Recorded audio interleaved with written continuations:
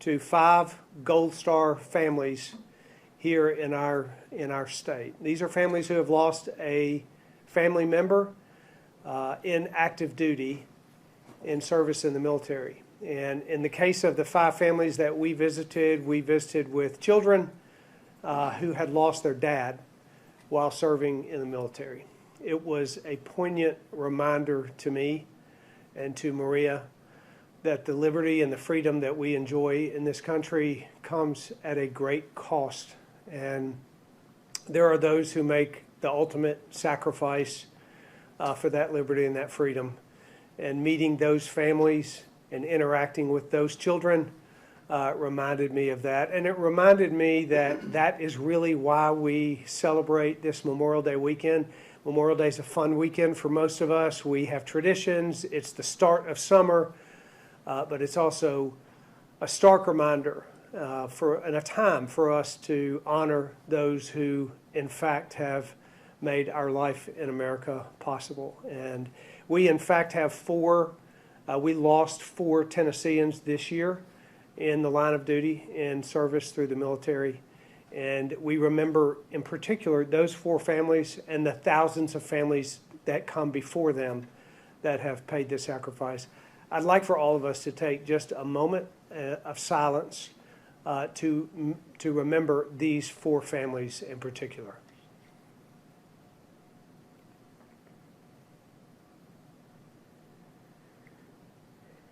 Thank you. Today I want to share further information about our ever increasingly important testing strategy as we move forward. I want to talk a little bit about partnerships that we have that are important as we navigate the COVID-19 landscape.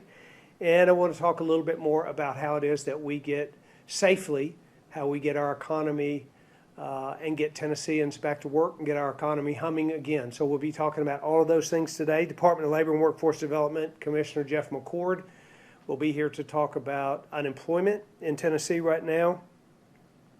General Holmes will provide an update regarding the Tennessee National Guard and the efforts that they are making all across the state in serving our people.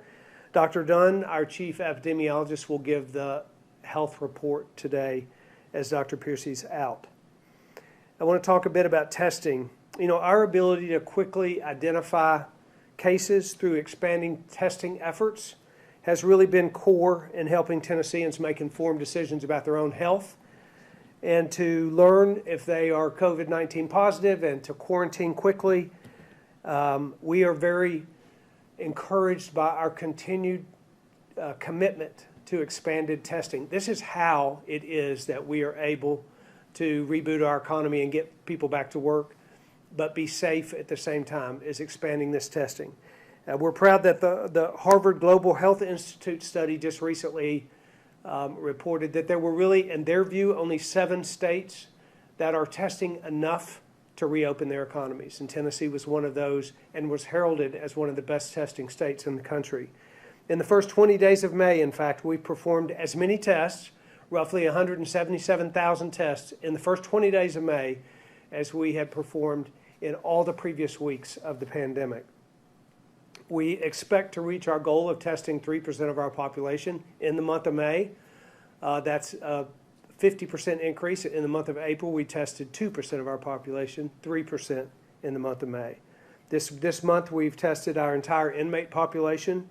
We've worked with every major metro urban housing development agency to test, to provide voluntary free testing. We have tested in all of our veterans' homes. We have supported testing with our intellectual and developmental disability community, and we continue to work with our long-term care facilities with the goal of having all residents and all staff tested within the coming weeks. We're now actively evaluating next steps for expanded testing, particularly for testing certain populations weekly, populations like the staff of nursing homes to continue to protect our elderly, the most vulnerable in this COVID-19 pandemic. And we want to also just continue to encourage every Tennessean. If you have any reason to think that you need to get a test, when in doubt, get a test. If you're sick, get a test. If you're going back to work, get a test. If you have any reason at all, that you think you might want to get a test, go out and get one. They're free. They're available in your health department in every county 5 days a week. There are pop-up testing sites around the state at different times on different weekends. There are private testing labs all across Tennessee. We have a good supply of testing capacity in our state, and it's really important that Tennesseans continue to test so that we can continue to open our economy more rapidly and to get people back to work, making sure that we get them back to work into a safe environment, and testing is a key to that. Thanks to social distancing and Tennesseans' adaptations to that, their personal responsibility of implementing social distancing, thanks to that and swift identification of cases, we continue to meet the federal White House gating criteria for safe reopening, and we are encouraged with how that progress is being made here in Tennessee. The strength of our testing is a testament to the power of the private sector, and it's also a testament to partnerships that we have made regarding other impacts to our society that COVID-19 has brought. Earlier this week, speaking of one of those partnerships, I joined the YMCA in Memphis to distribute meals to families in need. This particular YMCA program, in partnership with a local church in their community, distributes almost 900 meals a day through their program. And I witnessed firsthand and was able to participate in that meal distribution. The YMCA has been a tremendous partner. The Boys and Girls Club, along with the YMCA, have been a strong and important partner, particularly in providing free childcare for essential workers throughout our state. Today, the Department of Human Services is expanding support for those essential workers who are serving our communities in the pandemic. All categories now of essential workers identified in previous executive order, all categories are eligible for COVID-19 Essential Employee Child Care Payment Assistance Program. This change makes the program available to essential workers in financial, religious, utility, hotel industries, among others.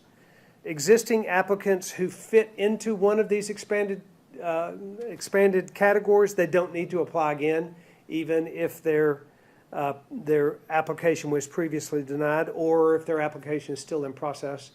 Commissioner Danielle Barnes is here with us today with the Department of Human Services. She will be on tap to answer any questions about our expanded access to child care. And additionally, the program has been expanded to provide this payment assistance until mid-August 2020, so we can keep essential employees on the job, especially throughout this summer as we ramp our economy back up here in Tennessee. I want to talk a bit about education. This week we're celebrating the class of 2020. And certainly that class of 2020 has had to celebrate in a different way than any class in history in this state. But nonetheless, we are proud of those graduates and their accomplishments. All week, Department of Ed's been sharing messages from Tennessee leaders, from celebrities, from folks all across the state to join in congratulating this class. We want you to be a part of that. Everyone can join by sharing their message for the class of 2020 using the hashtag class of 2020TN. So share your message with our graduates across the state. The school year is coming to a close, but we want to continue to support continued learning for students all summer. For the past 2 months, through a partnership with our PBS stations here in Tennessee, families and students have been able to access daily instructional content on television. This content is Tennessee created with Tennessee teachers and Tennessee curriculum, but this content is available through television to families across the state. And thanks to that continued partnership with those PBS stations, families will have this instructional content throughout the summer. It's available every day from 10 to 12 Central Time, and it focuses on grades 1 through 6. More details about that partnership and the content available to all families all summer for kids instructional, for education instruction will be available through the department soon. Also, all families continue to have access to early childhood learning platforms through September. This resource is made possible through a partnership with the Governor's Early Literacy Foundation. I also want to take a moment to thank my predecessor, Governor Bill Haslam, and his wife, Chrissy Haslam, for their recent announcement to provide the resources through their foundation to provide for 1,000 tutors, a network of tutors for students all across the state of Tennessee. This effort will help with our efforts in the department and efforts in communities all across Tennessee to make sure that kids, particularly in this time of educational challenge through COVID-19, that kids have access to reading, to tutoring, to literacy, and we're deeply grateful for Governor Haslam, for Chrissy Haslam. They have had a lifetime of commitment to education, and they continue that in the state today, so thanks to them. As we look ahead already to the next school year, Department of Education is working on guidance that will be available to all of our school districts. Reopening toolkits are forthcoming and will be available on the department's website in the next few days. We have every expectation that school will be back open in the fall, and we all look forward to that. I have just recently signed an executive order today that moves to really create more consistency to allow us to open up our economy and to open up our lives in a safe way, but in a greater way in Tennessee moving forward. This executive order will allow groups of up to 50 people to participate in social or recreational activities, up from groups of 10 to 50. And while this number's increased, we want to remind everybody, the reason that we have gotten here is because Tennesseans have been committed to social distancing. We can lift restrictions and open up our economy, but we can never forget that social distancing continues to mitigate the spread of this virus, which still exists in our communities. It still exists in our state. It's a public health threat, and we remember that as we go out, as we gather, as we do the things that we're beginning to do, that we remember that social distancing is a part of the way that we do this and address it safely. This order also addresses requirements with respect to social and recreational gatherings. It really is an effort, this executive order, to expand opportunities for us to expand our economy, but it also allows us to be consistent with federal guidance and input from counties around our state, including the 6 counties that have their own independent health departments. The coordination between these counties and our major metropolitan areas and the state has been unprecedented. It has allowed us to be able to open up our economies together in the right way, in the right timing, in the right steps, so that we can stay safe and get people back to work. As a part of this executive order, as announced earlier this week, larger attractions and bars may reopen if their operations are consistent with the Tennessee Pledge guidelines. We want to get more Tennesseans back to work safely through these Tennessee Pledge guidelines. We have a historic unemployment rate of 14.7% in our state. It is the reason that we must stay committed to mitigating the spread of COVID, but we must stay committed to a reboot and a reopening of Tennessee's economy so we can get people off the unemployment rolls and back into their employers. Dr. McCord, if you would come up, please, I want you to share your report regarding the latest on unemployment numbers in Tennessee. Thank you, Governor. I'd just like to run through a few numbers, if I could, on where we are and what we're doing new as far as unemployment goes. So from the week ending March 14th to May 9th, overall, around 500,000 claims, initial claims came in. We ended last week, and we talked in some meetings earlier today, that of that number, there were still about 50,000 claims that are pending. And when we say pending, we mean that there hasn't been a determination made on those claims yet for whatever reason. This week we've made some substantial progress, and that number's now gone from 50,000 to 22,000. Most of those claims are in the April-March timeframe, but there are a small percentage that are still in that March timeframe. But we know that there are people behind those percentages. So some of the things that we are doing to get to those old claims and process those old claims are a few things, but some main things in particular. As we go through this pandemic and we get to the claims that are harder to process, we find that we not only have a people issue, we have an expertise issue. And so with that expertise issue, we're increasing our adjudicators from about 45 to 70. They're in training right now so that they can process. We have more manpower and person power to process those claims. We also are increasing our claims agents, people who have the knowledge to solve some of the more difficult claims as they come in. So that number will go from about 118 to about 145 next week. Typically, it will take months or even years to get that kind of expertise, but we've had a lot of practice lately.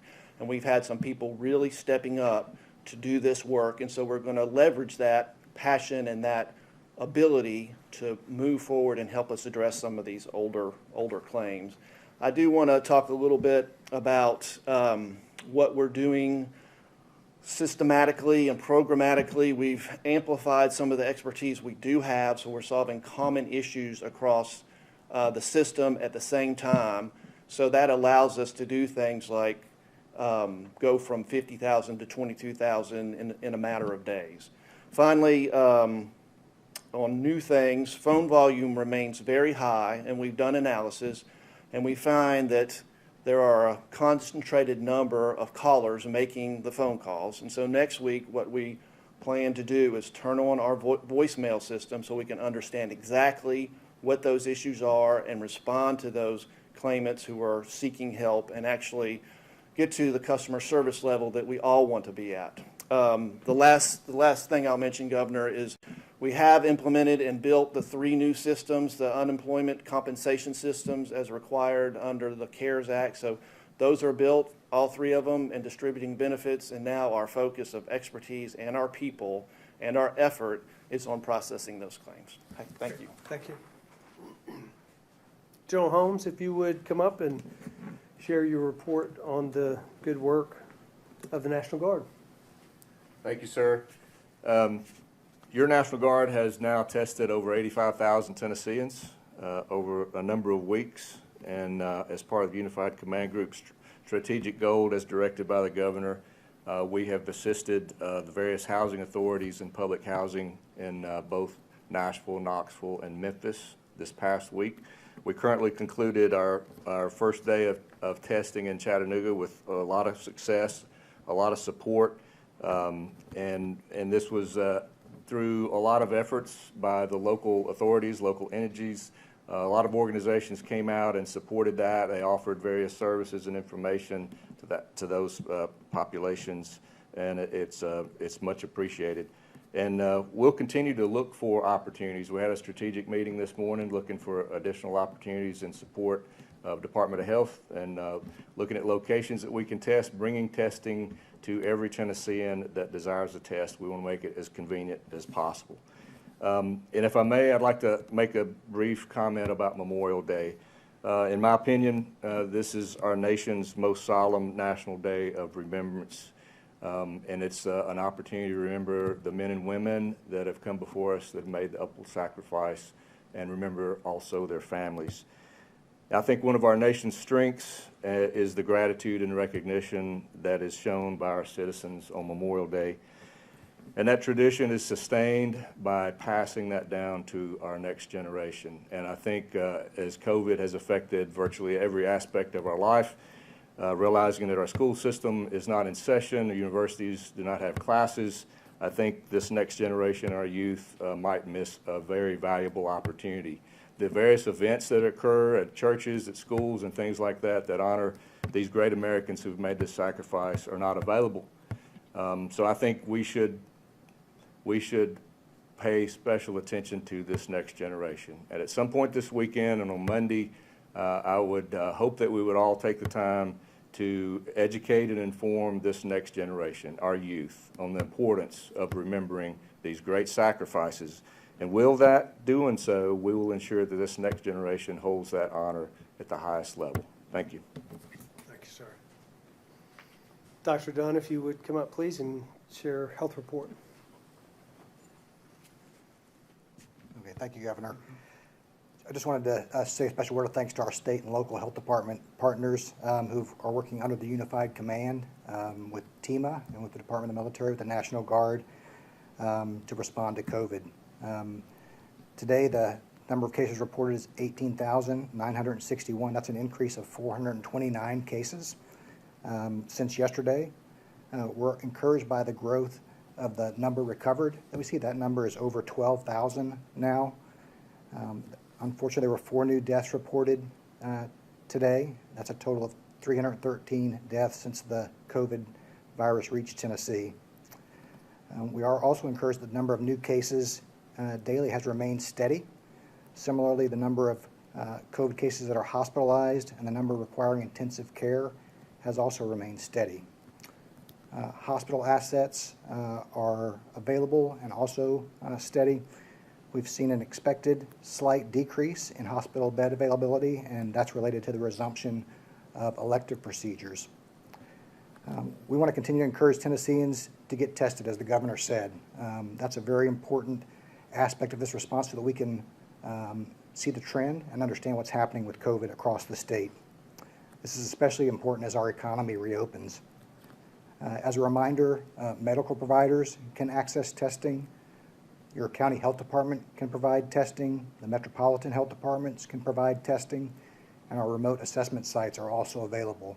So we want to strongly encourage people to get testing as you return to your normal activities and help us to monitor what's happening across the state. The Unified Command is going to continue to make this a very high priority and to look at all options to make testing available to people in Tennessee. That partnership with TEMA and the National Guard has been an integral part of what the governor referenced earlier in Tennessee's success in doing testing. The governor also mentioned a focus on vulnerable populations, and this is going to continue to be a high priority for us. We've all seen that COVID-19 affects the elderly and those with pre-existing medical conditions with the worst outcomes. So we will continue to have a focus on those groups. As has been discussed already, the emphasis on long-term care facility testing in the month of May is ongoing, and we're seeing some momentum towards completion. As of today, those that have scheduled testing or completed it, 45% of facilities are on that list. This week, CMS also released guidance that's consistent with what we're doing in Tennessee, so we're proud to be ahead in terms of what we're doing as it relates to what CMS is now asking of long-term care facilities. Lastly, we're encouraged that the case counts and trends continue to be flat as we approach this 4-week mark with reopening activities around the state. Also some encouraging news from HHS this morning that one of the 4 candidate vaccines is being pushed forward with more trials and perhaps availability late in 2020. The last thing, I'll just reiterate what the governor said in terms of those basic measures that we can't forget. We need people to continue to do social distancing, to use good hand hygiene, to stay home when you're sick. Those are going to be the continued measures that are going to help us get through COVID and get back to our normal activities. Thank you. Thank you, Doctor.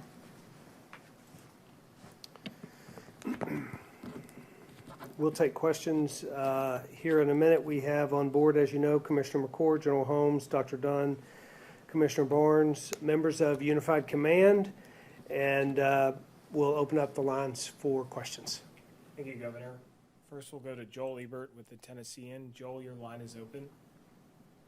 Yeah, Governor, next week the legislature is returning. Obviously, there seems to be very different approaches between the 2 chambers. The Senate plans on picking up what these essential-only bills and financial-related stuff. The House has already scheduled things like the Bible bill, your abortion and gun bill. What will your office's approach be on some of those controversial pieces of legislation? Will you get behind those and have folks, advocating for those? Or do you think that you agree more with the Senate's approach? What I most agree with, Joel, is that the legislature really has the responsibility to set the agenda, and they'll do so. And I'm talking with leadership in the legislature and with members And as the time approaches, I think those bodies will come together. We all know that the greatest importance in this agenda coming forward is going to be the budget and how we address that budget, the economic downturn that's been created. That will be the overriding concern of everyone in the legislature, because that's the greatest responsibility that we have, is to be stewards, particularly in this difficult time. I think we'll see the bodies determine together what is most important, and particularly how it impacts the budget. And I suspect those will be the things that are brought forth, and we will work together with the legislature in whatever agenda they come forth with. And what would you do in the scenario of, say, something that, is not, in your view, deemed essential, lands on your desk? Would you consider vetoing it? Well, if both chambers of the legislature believe that something is appropriate and important for us now, then I suspect that I would as well. I mean, every bill that comes across my desk, I will individually consider it. But I've had a history so far with working with the legislature on what they believe together to be important, and when they deliver those to my desk, then I am generally in agreement with their suggestions. And then real quick, I wanted to follow up on Dr. Dunn's mention about elective surgeries, I believe, leading to possibly an increase in the lack of beds available. Can he elaborate on that a little bit more? I don't know the latest numbers. You guys can share those at all? Do you have those numbers, or just general? Just in general, we expected that as facilities began to do elective procedures, there's sometimes an overnight hospitalization, so it's not surprising to us that the bed availability has gone down slightly. So we're continuing to monitor those metrics. All of the other hospital capacity metrics look very good. In general, hospitals want to keep beds full. And so we're in a different situation now with COVID, where we are very closely monitoring the empty beds for capacity in regards to response to COVID. Thank you. Next, we'll go to Kim Crucy with the AP. Kim, your line is open. Thank you. Hi, Governor. So today, earlier this week, you had mentioned that you believe that nursing homes the testing of nursing homes would likely be completed by the end of the month. We know that just a fraction of the state's 700, roughly 700 long-term care facilities have been tested. Do you still believe that those are going to be completed by the end of the month for the testing? Well, 45% have either completed or scheduled that testing, and we certainly believe that many more are going to. It's rapidly changing every day. The numbers of facilities that are either scheduling or doing that testing are increasing. So we hope that the facilities will be completed by the end of May. We are working hard with the association and with individual nursing homes to make sure that happens. We'll implement the steps necessary to get that done, but we do feel confident. Whether they all finish by the end of May 31st or not, we don't know. There may be some that don't in that time frame, but shortly thereafter, we expect every resident and every staff to be tested.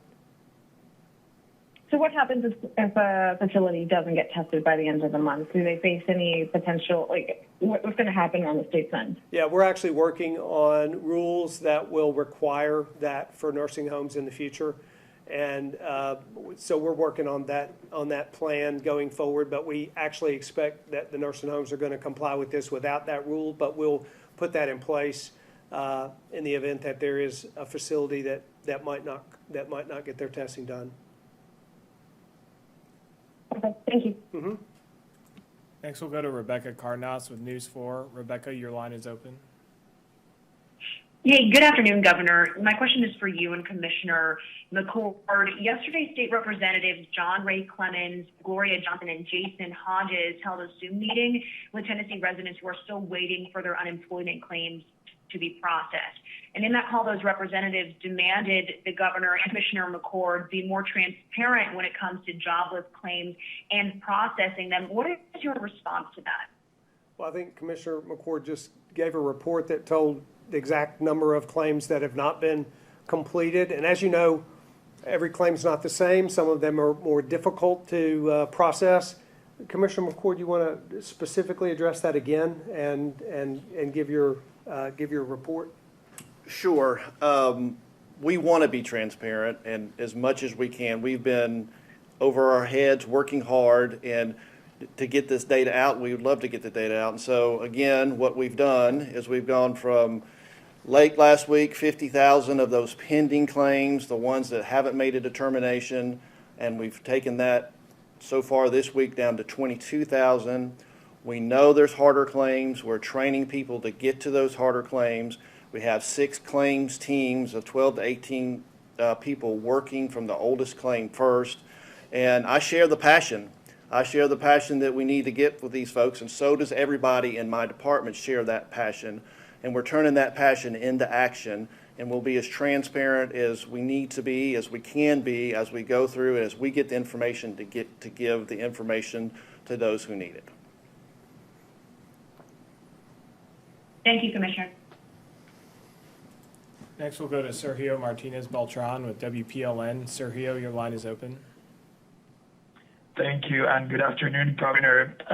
Earlier this week, the Court of Appeals decided that the state school voucher program could not be implemented until the state's appeal is resolved.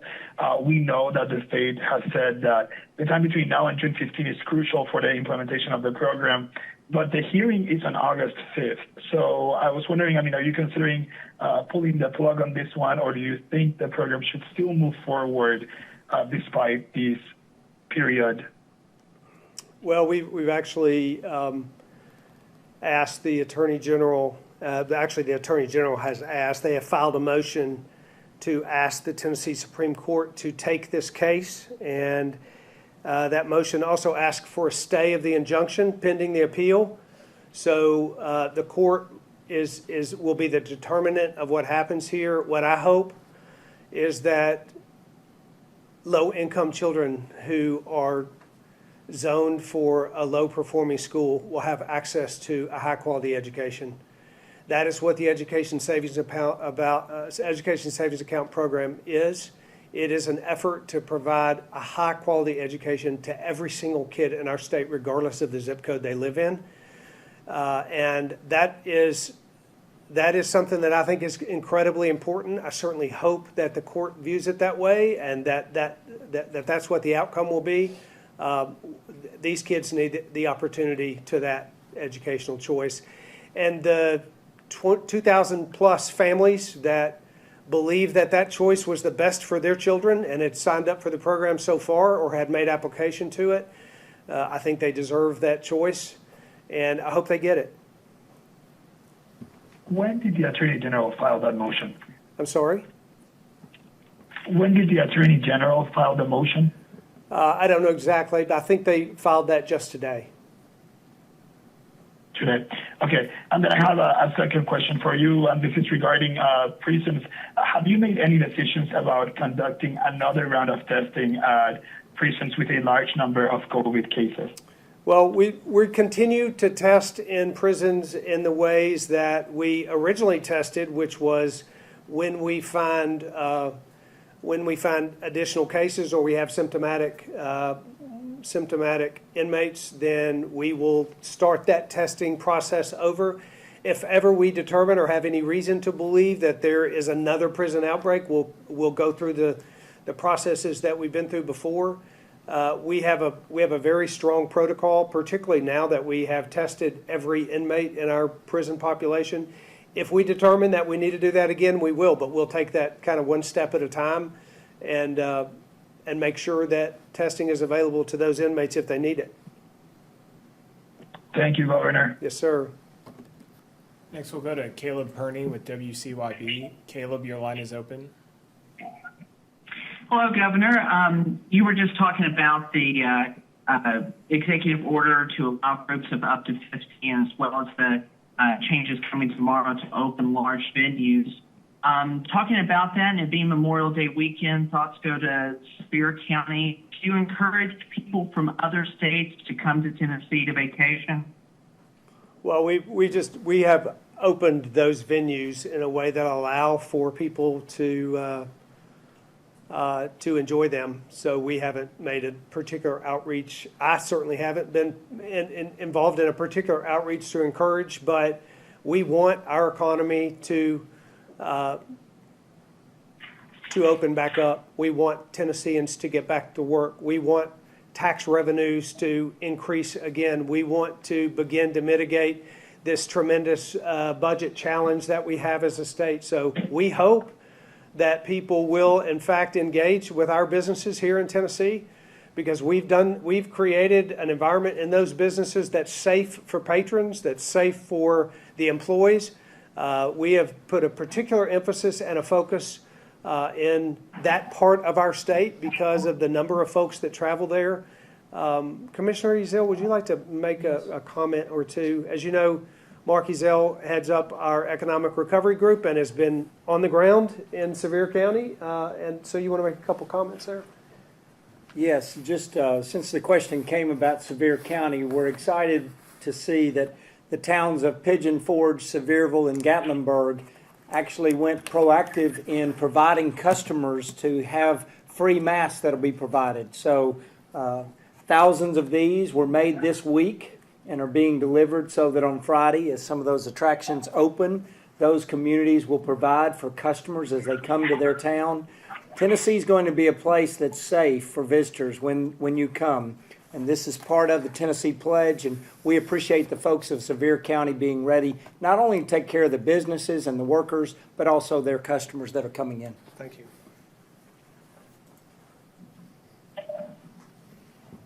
That's all. Thank you. Thank you. Next, we'll go to Andy Scher with the Times Free Press. Andy, your line is open. Hi, Governor. I guess getting back to the General Assembly, of course, two of those bills that the House wants to consider are your bills. You took leadership on the abortion bill and also on the gun bill, as I recall. So don't you have some degree of control over those bills? Well, Andy, as I said before, yeah. So as I said before, the legislature, this session is a unique session, certainly, and it's unique primarily because we are in a situation that we have not found ourselves in many, many years economically, potentially historically, in a situation that we've not found ourselves. That'll be the primary concern for every legislator up here. We all know, as public servants and as those who are responsible for the taxpayer money, that managing this state's budget and coming to a place of managing that budget, it's the most important thing that's going to happen. The legislature themselves will determine what other issues rise to the level of importance and that should be brought forth to my desk. And I am working with them daily as they determine that agenda, and will continue to do so, as I said earlier. And if they bring forth bills together that they think I should that should be part of Tennessee's law, then certainly that is something that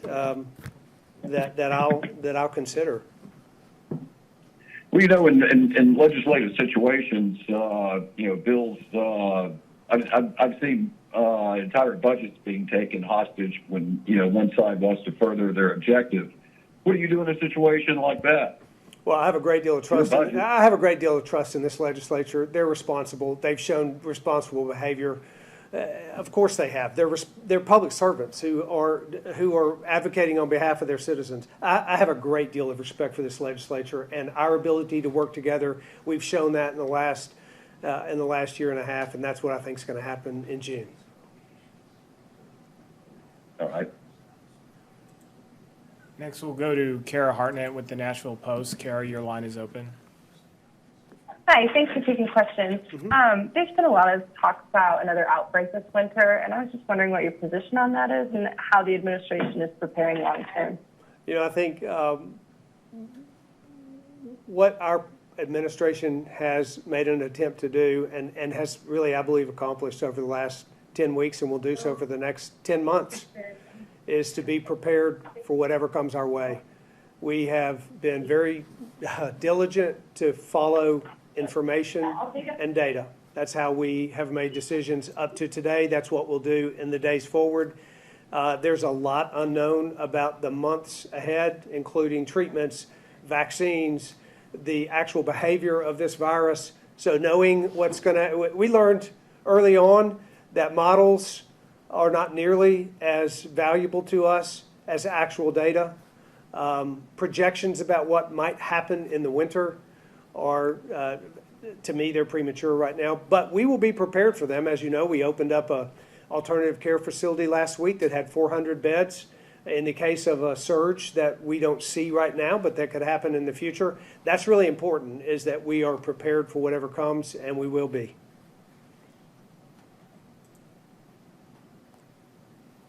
Great, thank you. Thank you. Next, we'll go to Shannon Sharp with WTVC. Shannon, your line is open.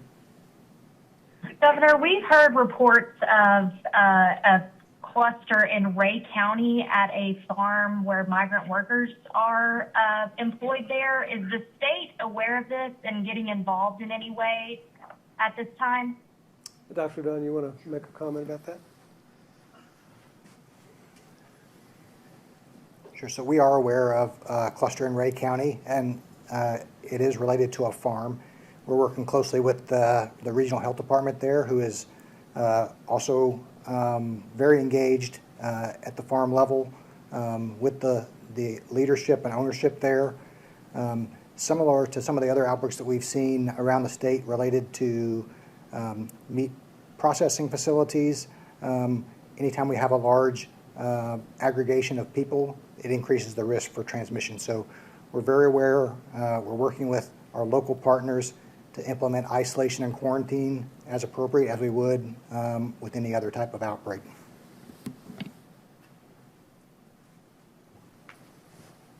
That's all the time we have for questions Great. today. Governor, if you'd like to make a closing statement. Thank you again for joining us. Thank you for the questions, and we hope that this is an opportunity to continue to provide information that's so important for Tennesseans as we move forward. We have very hopeful days ahead. We have a very important weekend ahead. It's already been mentioned twice, but stop, take the time, remember the great sacrifices that have been made for us to have the liberty and freedom and to live the lives that we do here in America.